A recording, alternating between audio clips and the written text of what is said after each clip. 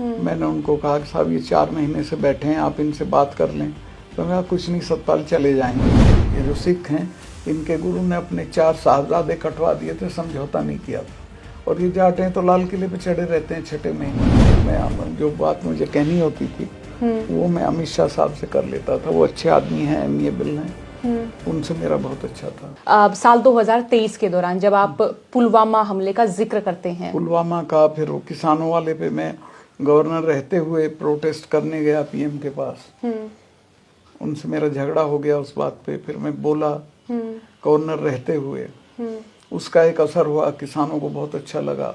अच्छा, जब आप किसान आंदोलन के दौरान मिले थे प्रधानमंत्री नरेंद्र मोदी से, जी, वो किस तरह की बातचीत थी? वो तो मेरी उनसे जाते ही एक तरह से झगड़ा हो गया। मैंने उनको कहा कि साहब ये 4 महीने से बैठे हैं, आप इनसे बात कर लें। तो मैं कुछ नहीं, सतपाल चले जाएंगे। मैंने फिर घुमा फिरा के कहा, मैं कहा आप ना करें, किसी और से बात करा दें। कि नहीं कुछ नहीं होता, चले जाएंगे। तो मैं रिएक्ट कर गया। मैंने कहा साहब ये आप इनको जानते नहीं हो, ये तब जाएंगे जब आप चले जाओगे। ये जो सिख हैं, इनके गुरु ने अपने 4 साहबजादे कटवा दिए थे, समझौता नहीं किया था। और ये जाट हैं तो लाल किले पे चढ़े रहते हैं 6 महीने। इन कौमों से लड़ा नहीं जाता, बातचीत की जाती है। उस वक्त नहीं उनकी समझ में आया। 2 महीने बाद फिर माफी मांग के कानून वापस। वैसे वो जो बातचीत थी वो किस लिहाज से कर रहे थे? एक पॉलिटिशियन के लिहाज से या मुल्क के मालिक के तौर पे बोल रहे थे, और मैं एक प्रोटेस्टर के तौर पे बोल रहा था।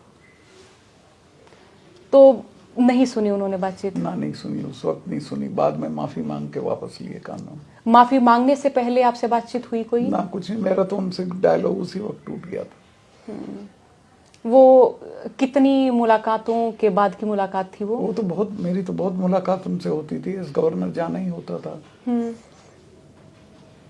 और फिर इस मुलाकात के बाद आपने कोई ऐसी बातचीत रखी? नहीं रखी ना। मैं गया, मैं जो बात मुझे कहनी होती थी वो मैं अमित शाह साहब से कर लेता था। वो अच्छे आदमी हैं, एमिएबल हैं, उनसे मेरा बहुत अच्छा था। अमित शाह जैसे बातचीत करते हैं या किसी तरह की बैठक वो अपने नेताओं के साथ करते हैं, तो वो फिर किस तरह का उनका एक तरह से व्यवहार होता है? रिसेप्टिव हैं, बात को सुनते हैं, समझते हैं। वो सीधे रिजेक्ट नहीं करते आपके आइडिया को। और नरेंद्र मोदी तो आसमान पे हैं, वो तो कुछ नहीं सुनते हैं किसी। बतौर नेता कैसे हैं? मुझे तो पसंद नहीं है। मैं तो बिल्कुल खुल के कहता हूँ, वो इस देश को चलाने के लिए फिट नहीं है।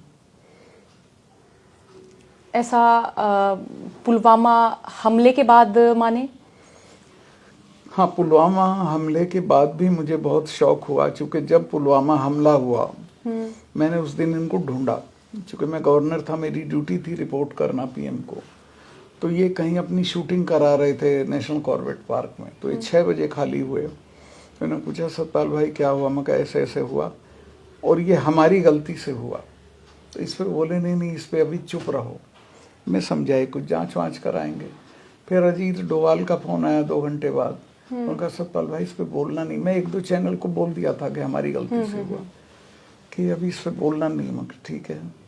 इसके बाद इन्होंने तीसरे दिन से उसका पॉलिटिकल इस्तेमाल करना शुरू कर दिया कि पुलवामा के हमले को याद रखना, पुलवामा की शहादत को याद रखना, और उसकी कोई जांच नहीं कराई कौन दोषी था। असल में उस वक्त सीआरपीएफ ने 5 एयरक्राफ्ट मांगे थे टू फेरी उनके अपने जवानों को ले जाने के लिए जम्मू से श्रीनगर। सड़क के माध्यम से इतनी बड़ी नफरी को लेके नहीं जाते हैं। 4 महीने उनकी एप्लीकेशन होम मिनिस्ट्री में पड़ी रही और 4 महीने बाद रिजेक्ट कर दी। तब वो सड़क मार्ग से चले और ये दुर्घटना हुई।